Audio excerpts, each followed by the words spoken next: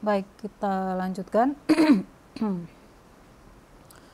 pembahasan algoritma greedy kita. Kita masuk ke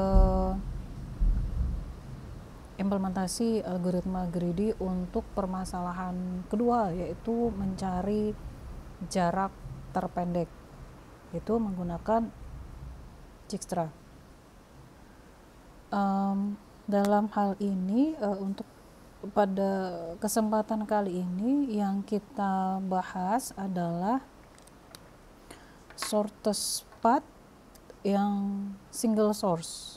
Jadi dari satu simpul ke semua simpul yang lain. Jarak terpendek dari satu simpul ke semua simpul yang lain. Single source shortest path gitu ya. Jadi bukan menghitung jarak terpendek dari semua simpul ke semua simpul lain, bukan.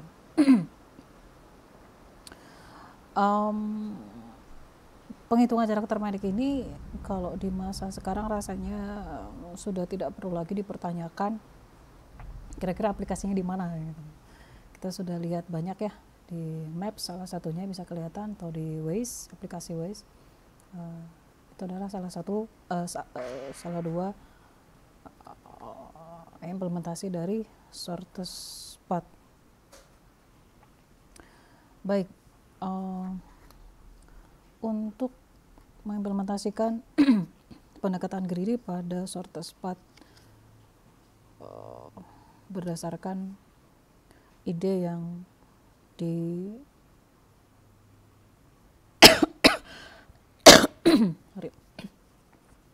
untuk mengimplementasikan greedy pada permasalahan mencari jarak terpendek berdasarkan ide dari Dijkstra ini, kita harus mengasumsikan bahwa terdapat path atau jalur dari suatu simpul yang dikehendaki ke semua simpul yang lain. Ini asumsi yang harus dipenuhi oleh problem yang sedang kita hadapi. Jadi saya tuliskan dulu, terdapat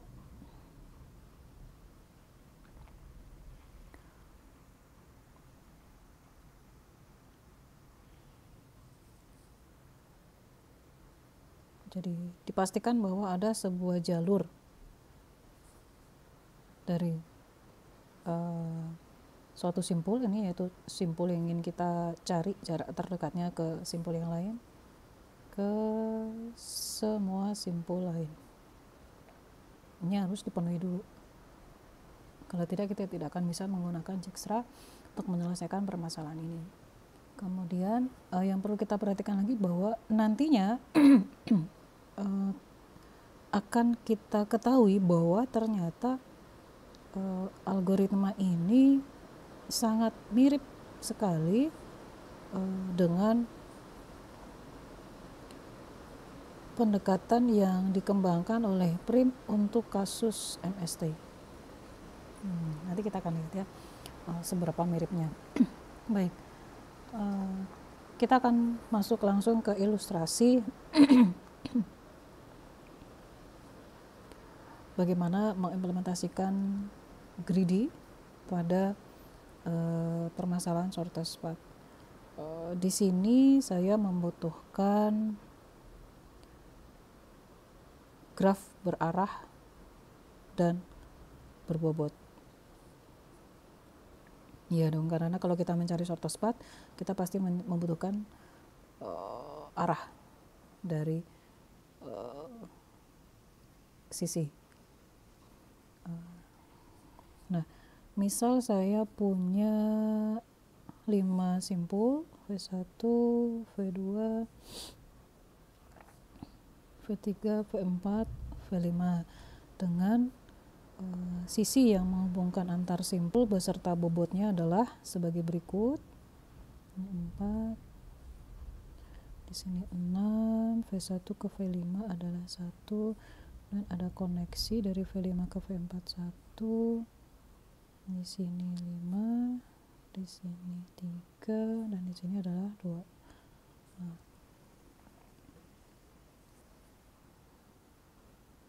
kira-kira kalau kita menggunakan pendekatan greedy dalam mencari jarak terpendek, pasti kita akan memilih yang bobot sisinya paling kecil, yaitu yang bobot kecil itu ada di V1 ke V5 dan V5 ke V4. Nah, di sini kita ingin mencari jarak terpendek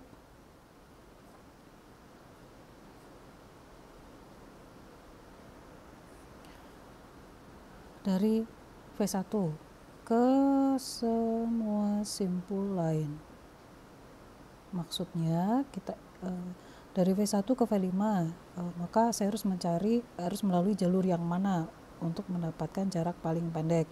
Dari V1 ke V3, saya harus melalui jalur yang mana untuk mendapatkan jarak terpendek, begitu seterusnya. Gitu ya.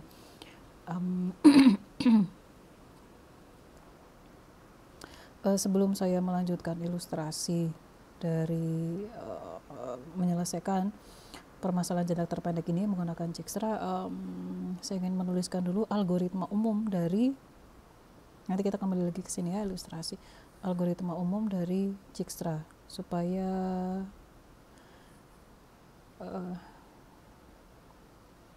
kita terbayang bagaimana Dijkstra ternyata mengimplementasikan greedy pada algoritma yang dibuatnya. Saya tadi mengatakan bahwa algoritma Dijkstra ini mirip dengan algoritma prim.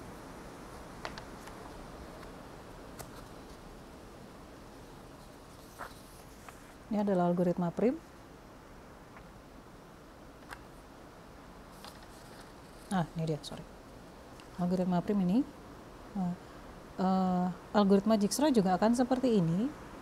Perbedaannya hanya pada bagian ini, pemilihan simpul. Kita tetap melakukan inisialisasi F dan Y, tapi mekanisme untuk memilih simpul yang akan ditambahkan ke himpunan solusi agak berbeda. Nah, perbedaannya seperti apa? Coba ya, saya tulis dulu. Y kita inisialisasi dengan V1 dulu karena kita ingin mencari jarak terpendek dari V1 ke semua simpul yang lain. Kemudian F sebagai himpunan solusi, dia akan berisi sejumlah sisi yang berisi bobot terpendek. Saya inisialisasi dengan himpunan kosong dulu. Kemudian di sini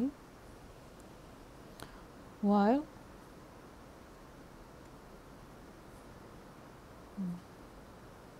masalah belum selesai, yang kita lakukan apa sih? Kita akan pilih, nah di sini yang berbeda dengan prim, pilih simpul satu ya, setiap kali memilih pilih sebuah simpul dari V minus Y yang jaraknya terpendek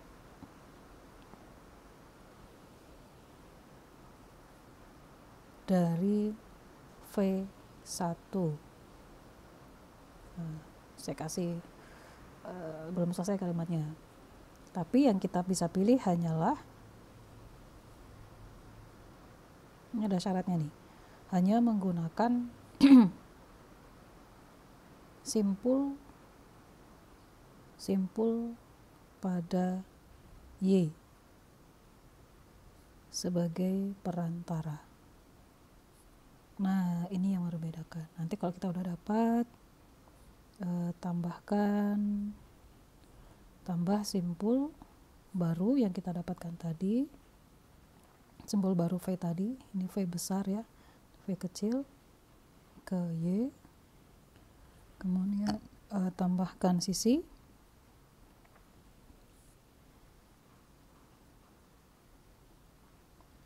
yang menyentuh V tadi ke F sebagai himpunan solusi. Nanti kemudian kita cek apakah Y sama dengan V. Jika sudah, maka masalah selesai. Nanti kita akan lihat lagi sebentar. Di sini selesai, sini selesai. Kalau kita perhatikan, ini yang membedakan dengan prim. Intinya di sini.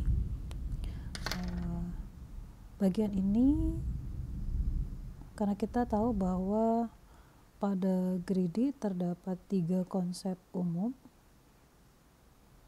ada 3 komponen, yaitu selection procedure, visibility check, dan solution check. Nah, kita lihat ketiga komponen tersebut dimiliki oleh algoritma mencari jarak terpendek Dijkstra. Apa sih maksud dari kita memilih simpul dari V minus Y yang jaraknya terpendek, lalu hanya menggunakan simpul-simpul pada Y sebagai perantara? Maksudnya apa nih? Kita lihat pada ilustrasi berikut. Saya kembali lagi ke graf yang sudah kita buat tadi. Saya memiliki graf dengan 5 buah simpul, graf berarah dan berbobot. Pertama, Y saya akan berisi V1. Kemudian F pada kondisi ini, Y berisi V1. F berisi himpunan kosong. Masih gitu ya? Kita sudah inisialisasi. Pada kondisi awal. Dan pada langkah pertama, saya akan memilih simpul dari V minus Y yang jaraknya terpendek dari V1. Kalau seperti itu, V minus Y akan berisi V2, 3, 4, dan V5 dong. Kan V minus Y kan V1, V ini berisi apa tadi? Himpunan simpul. Jadi isi V itu adalah V1, V2, V3, V4, dan V5. Kalau gitu saya akan memilih simpul yang jaraknya paling dekat ke V1. Kita lihat V2 ke V1 7, jaraknya V3 ke V1 jaraknya adalah 4, demikian seterusnya. Jadi yang paling pendek jaraknya adalah V5. Maka itu di sini kita akan pilih V5. Saya gambarkan seperti ini supaya terlihat lebih jelas.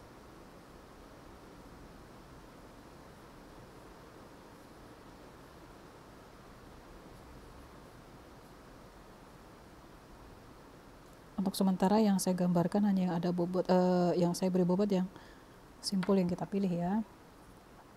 Jadi pertama ini, kemudian kita pilih V5, berarti lihat tambah simpul baru V ke Y. Jadi sini Y berisi V1, V5, kemudian tambah sisi yang menyentuh V ke F. F-nya berisi V1, V5. Gini kan. Selanjutnya, apakah Y sama dengan V? Enggak ya, Y masih V1, V5. Belum semua simpul ada di sini. Kalau belum selesai, maka kita ulang lagi. Kita milih simpul. Coba saya gambarkan dulu grafnya.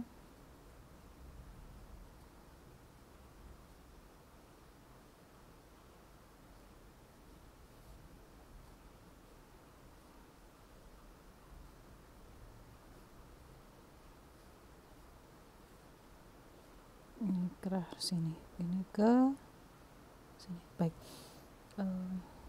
yang V5 sudah kita pilih.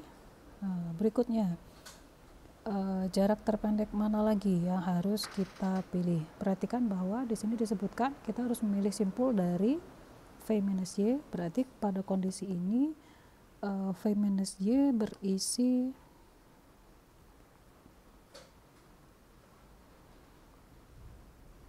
V2, V3, dan V4. Seperti itu. Nah, berarti kita pilih antara V2, V3, V4 mana yang jaraknya terpendek dari V1 dan hanya menggunakan simpul-simpul pada Y sebagai perantara. Y kita sudah berisi V1 dan V5. Mana jarak yang paling pendek berikutnya? Kita lihat ada kalau V4 itu dari V1 itu bisa 6, bisa 2. Kalau kita lewat V5 ada 2. Kalau V3 dari V1 ke V3 4, ya kan? Dia nggak bisa melalui V5, nggak bisa. ke V2 itu 7. Jadi yang paling pendek adalah V4. Kita pilih V4 karena bobotnya adalah 2. Melalui V5, jarak V1 ke V4 adalah 1 ditambah 1 sama dengan 2. Kalau kita langsung dari V1 ke V4 jaraknya adalah 6. Enggak ya. Nah di sini nih, hanya menggunakan simpul-simpul pada Y sebagai perantara. Maka kita bisa menggunakan simpul 5 yang sudah berada pada Y sebagai perantara. Maka saya di sini memilih V4. Begitu. Pilih V4, kemudian gunakan V5 sebagai perantara. Apakah Y sama dengan V? Belum, kita lanjutkan. Kira-kira simpul berikutnya yang dipilih yang mana nih?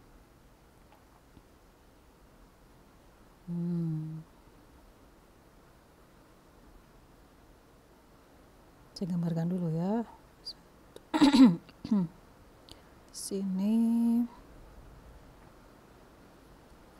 Di sini titik 1. Sini sudah dipilih.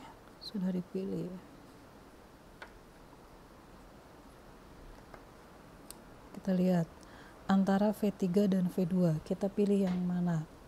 Dari V1 ke V2 jaraknya adalah 7 dan gak bisa lewat melalui V5 atau V4. Tidak ada jalur yang menghubungkan ke situ. Kemudian kalau V3 dari V1 langsung ke V3 adalah 4. Maka kita pilih yang V3 dulu. Dan gak bisa melalui perantara V5 atau V4 karena tidak ada jalur yang menghubungkan dari V1, V5, V4, V3 gak ada. Nah, gini ya. Di sini kita pilih V3 karena jaraknya paling pendek. Apakah sudah selesai? Y sama dengan V? Belum, berarti kita masih harus melanjutkan perjalanan kita mencari jarak terpendek dari V1 ke semua simpul yang lain. Saya tuliskan dulu hasil yang sudah kita dapatkan sampai dengan saat ini. Ini belum. Ya, kesini.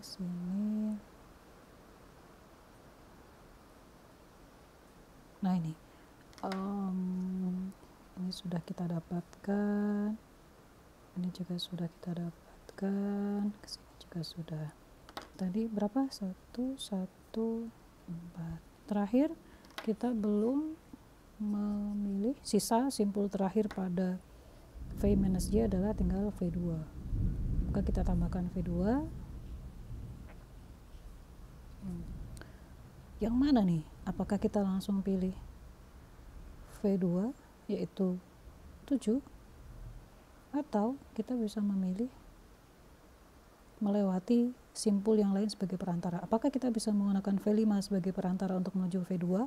Kita lihat 1 tambah 1 tambah 3. Untuk menuju V2 kita bisa melalui V1, V5, V4, V2. Dan di sini kita mendapatkan 1 tambah 1, 2 tambah 3, 5.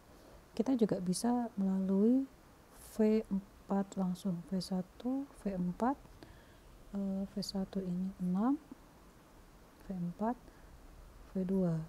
6 tambah 3, 9. Atau kita bisa melalui perantara V3 untuk menuju V2 dari V1. V1, V3, V2. Berapa tuh? 4 tambah 2, 6. Mana yang paling pendek? Kita pilih ini ya. Sehingga untuk menuju V2 ini kita pilih sisi yang ini. Sehingga sampai di sini kita akan mendapatkan, dari tadi saya belum menuliskan F ya. Di sini F-nya berarti selain V1, V5, saya juga punya V5, V4. Di sini saya punya V1, V3, V5, V4, V1, V3. Sini saya punya V1, V3, V5, V4, V1, V5 ini ya.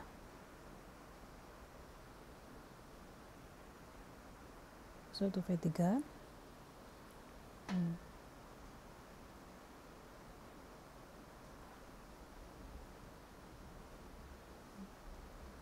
V4, V2. Ini adalah himpunan solusi F yang kita miliki untuk shortest path. Perhatikan bahwa sampai dengan di sini algoritma kita berhenti karena Y sama dengan V, karena semua simpul sudah berada pada Y. Di sini Y-nya sama dengan V1, V5, V4. Di sini Y-nya sudah berisi V1, V5, V4, dan V3. Dan di sini Y sudah berisi V1, V5, V4, V3, dan V2. Iya, jadi algoritma kita sudah selesai. Dengan demikian kita akan mendapatkan jarak terpendek dari V1 ke semua simpul yang lain. Contoh, dari V1 ke V5 kita akan mendapatkan ini dari V1 ke V4. Nah, kita akan lihat dulu, menelusuri dulu V1 ke V5, terus kan V5 ke V4. Dari V1 ke V3, V1, V3 kita dapatkan. Dari V1 ke V2, V1 dulu, dan kita punya V2 di sini. Maka kita menelusuri dari V1 dia bisa ke 5, bisa ke 5 atau bisa ke V3. Nah, kita nggak mungkin ke V3 karena dari V3 ke V2 nggak ada jalan. Yang bisa kita lakukan hanya menelusuri dari V5. Maka yang kita pilih adalah V1, V5, V5, V4, dan dari V4 ke V2. Baik, itu bagaimana mengaplikasikan pendekatan greedy pada pencarian jarak terpendek Dijkstra. Seperti itu ya.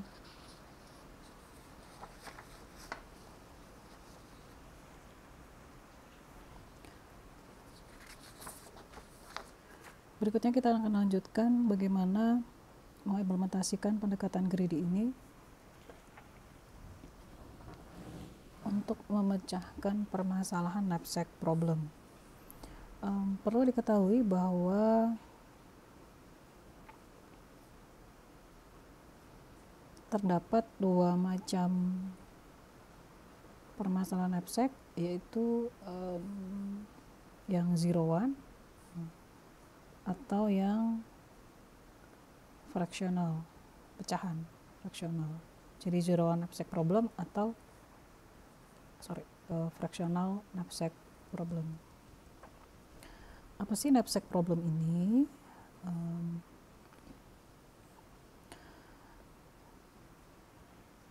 Penjelasan yang sederhana seperti berikut. Andaikan kita memiliki sebuah kantong, jadi terdapat sebuah kantong knapsack ya,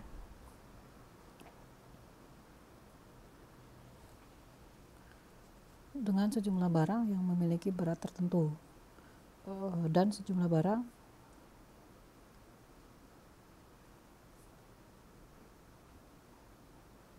lihat ada sejumlah barang yang masing-masing memiliki berat tertentu, dan kita ingin memasukkan barang-barang tersebut ke dalam kantong. Berat bisa jadi sini berat tertentu dan keuntungan di sini, dan keuntungan tertentu. Problemnya adalah bagaimana caranya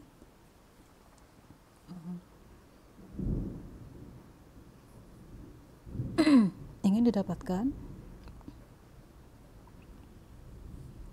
sejumlah barang di dalam kantong. Jadi kita mendapatkan kantong yang berisi sejumlah barang.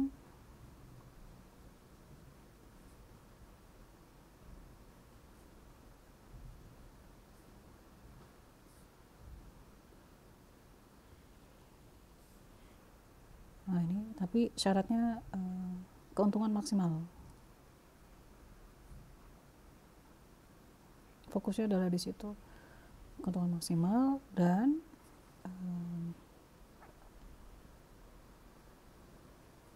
berat total barang yang masuk ke dalam kantong tidak melebihi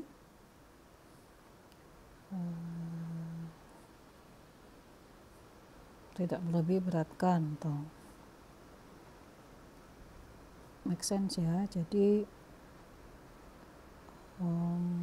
kita punya kantong atau tas, terus kita ingin memasukkan sejumlah barang ke dalam kantong atau tas tersebut, tapi syaratnya pertama, berat dari barang-barang yang akan masuk ke dalam tas tersebut tidak melebihi berat kantong. Ini harus jadi syarat.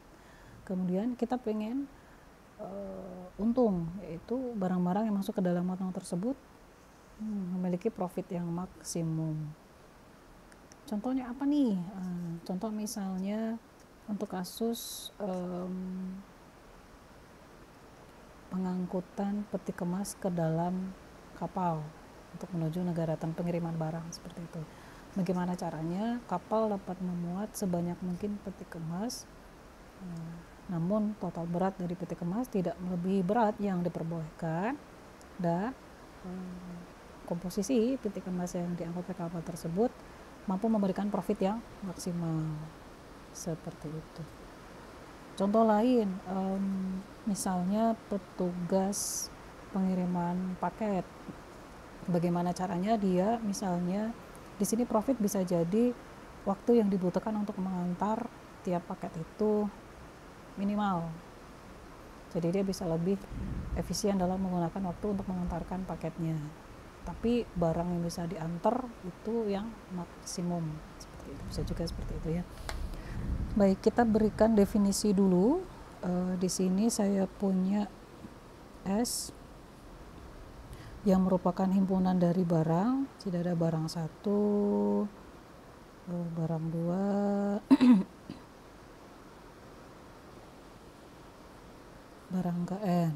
Saya punya tiap barang memiliki berat,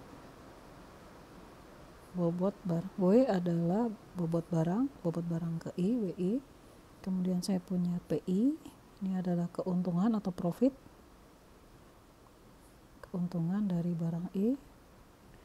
Dan W adalah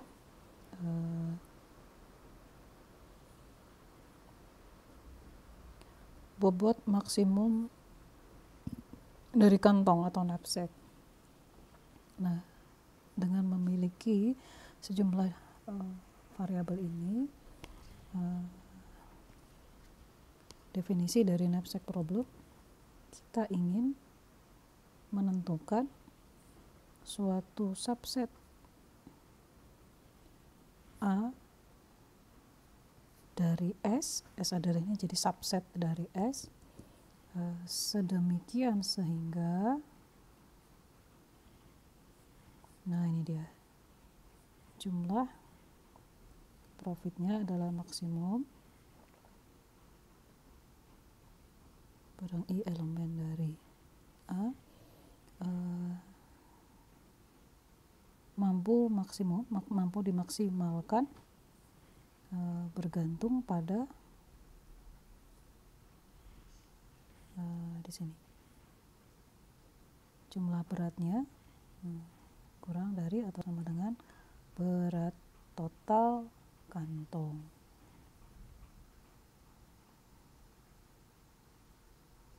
Begini, ini adalah definisi formal dari permasalahan knapsack ini.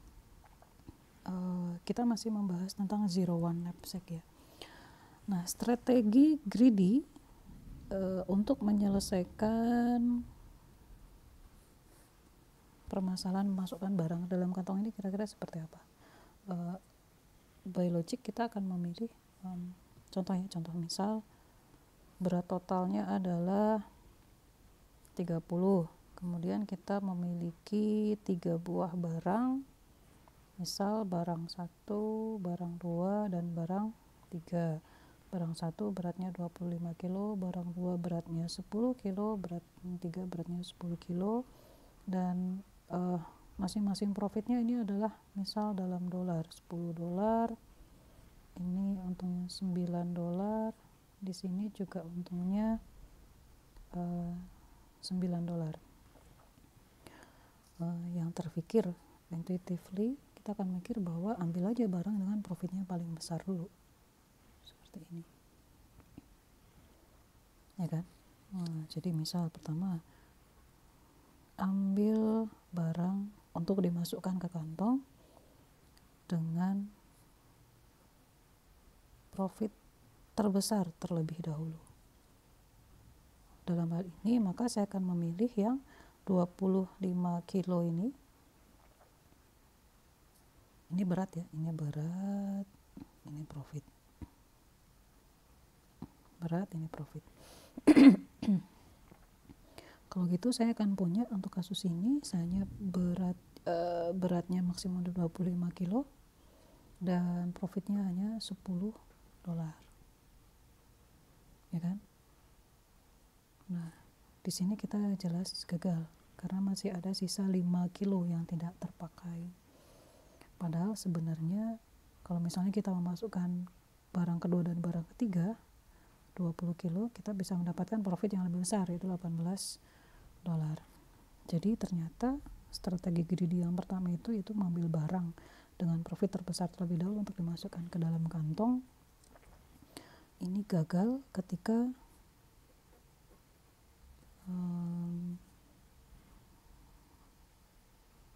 barang dengan profit terbesar, ini dia, harus hati-hati di sini, ternyata memiliki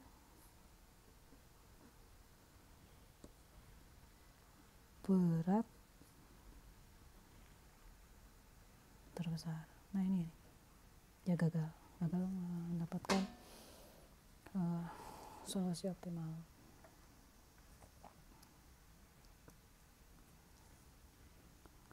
Baik, strategi greedy kedua yaitu kita bisa saja melakukan seperti ini. Jadi ambil barang dengan yang paling ringan. Ambil barang yang paling ringan dulu. Kalau kasus di sini, untuk kasus kita berarti kita ambil ini ya, 10. Profit paling ringan ternyata ambil dulu 10 kilo, kemudian yang kedua ambil dulu yang 10 kilo berikutnya, maka kita akan mendapatkan profit 18 dolar.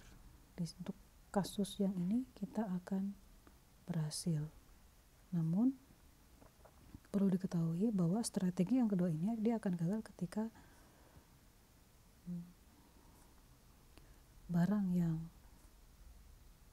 teringat profitnya kecil. Nah ini fail kita di sini. Jadi kita mau masukin banyak barang yang kecil-kecil beratnya, tapi ternyata profitnya kecil-kecil. Jadi tetap saja profit maksimum tidak bisa kita dapatkan. Ada strategi greedy yang berikutnya, yaitu ambil barang dengan proporsi profit dibagi bobot terbesar. Nah ini dia. Atau yang kita sebut dengan densitas. Jadi kita ambil yang densitasnya paling besar dulu. Baik, contoh ya, saya berikan contoh baru. Misal saya punya barang ke-1 bobotnya 5 kilo, barang kedua bobotnya 10 kilo, barang ketiga bobotnya 20 kilo. Barang 1, barang 2, barang 3. Di sini keuntungannya 50, di sini 60, dan di sini 140.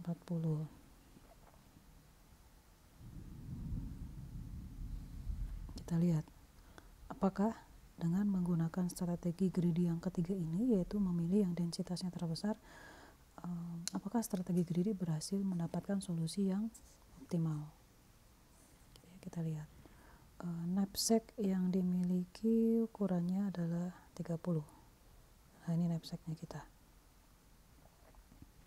Ternyata si greedy, ini dia. Misal ya, ini barang ini kalau berdasar menggunakan konsep yang ini, kita coba hitung-hitung di sini. Maka barang satu, kita coba hitung densitasnya dulu. Barang satu akan memiliki densitas 50 dibagi 5, barang 2, nah 3 barang 2 punya densitas 60 dibagi 10, 6, 10, barang 3 punya densitas 140 dibagi 20, 7. Maka dengan strategi greedy yang ketiga, kita akan memilih densitasnya yang paling besar, itu yang ini dulu. Nah, kita akan pilih pertama, maka dia akan mana nih, 55, yang kesini dulu ya, 5, di sini yang 5. Berapa profitnya? 50. Berikutnya kita akan pilih ya ini, kita akan pilih kedua, bobotnya 20, kira-kira di sini, di sini, dengan keuntungan 140. Kita masih punya sisa 5 kilo. Berapa total keuntungan? Total 190. Kira-kira solusi optimal ada berapa tuh? Kita bisa membuat solusi optimal yaitu dengan mengambil barang yang beratnya 10 dan 20 kilo. Mana untuk barang 10 kilo keuntungannya adalah 60, yang beratnya 20, keuntungannya adalah 140.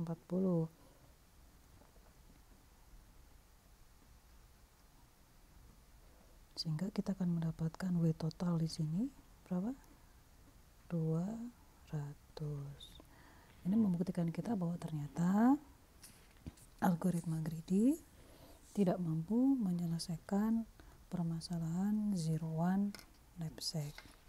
Kita coba tuliskan ya kesimpulannya. greedy, nah di sini tidak mampu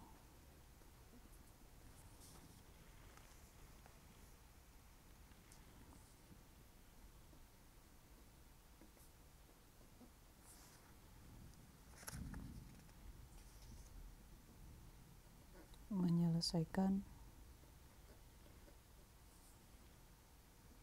zero one knapsack problem.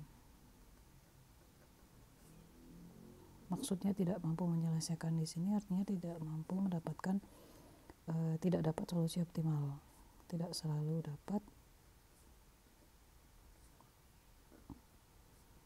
solusi optimal. Ini jadi catatan. Beda dengan kasus MST di mana greedy selalu berhasil mendapatkan solusi optimal. Tapi untuk zero one knapsack problem ternyata greedy gagal. Lalu bagaimana dengan kasus fraksional? Tadi saya mengatakan bahwa untuk knapsack problem ini ada dua macam, zero one knapsack dan fraksional knapsack. Fraksional artinya bagian atau pecahan. Kalau kita hanya maksudnya kita tidak jadi pada fractional knapsack problem ini kita diperbolehkan untuk memasukkan barang tidak keseluruhan. Kalau 0, 0, 1 artinya dimasukkan atau tidak. 0 artinya barang tidak dimasukkan, 1 artinya barang dimasukkan ke dalam knapsack. Tapi kalau fractional knapsack problem kita boleh hanya mengambil bagian tertentu saja dari barang tersebut untuk dimasukkan ke dalam knapsack. Maka untuk fractional knapsack problem untuk kasus kita tadi, kira-kira profit totalnya akan seperti ini. Saya perlihatkan lagi. Saya punya barang 1 5 kilo $50, barang kedua 10 kilo, barang ketiga 20 kilo. Artinya kalau kita pakai fractional knapsack, kita bisa mengambil keuntungan sebesar-besarnya. Maka saya bisa mengambil menggunakan strategi greedy berdasar densitas. Saya akan memasukkan barang yang harganya yang profitnya $50, yang profitnya 140, saya tambahkan dengan sisa 5 kilo tadi kan, 5 per 10 kali $60. Maka saya akan mendapatkan keuntungan $220.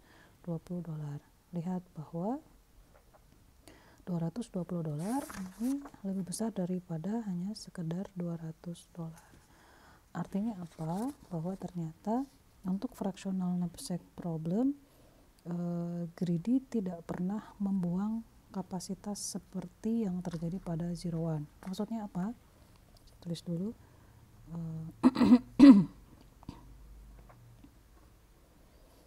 Algoritma greedy tidak pernah, untuk kasus fractional knapsack problem ya, jadi harus hati-hati, kita sedang membahas ini sekarang, tidak pernah membuang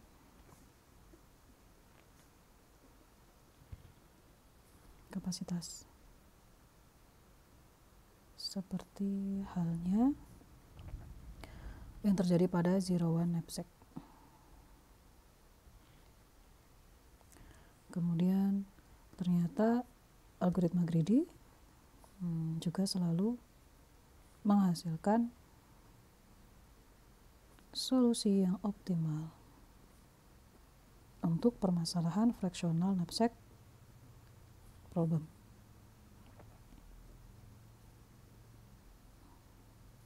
Saya berikan ilustrasi tadi, kita untuk 30 kilo knapsack yang optimal solution kalau kita pakai zero one,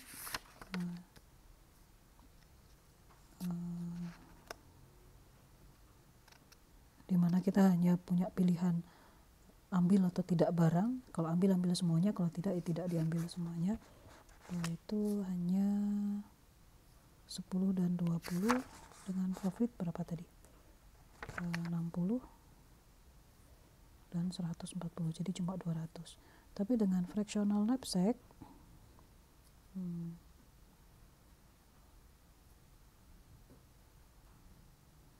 by density ya, kita menggunakan density. Kalau density kan berarti kita ambil yang densitasnya besar dulu, yaitu yang barang 1, kemudian barang kedua, kemudian sisa kilo di sini kita ambil dari barang ketiga. Jadi saya akan punya 5 kilo, kemudian 20 kilo yang profitnya 140. Profitnya berapa? 50. Di sini profitnya 65. Berarti 5 per 10 kali 60. Seperti itu.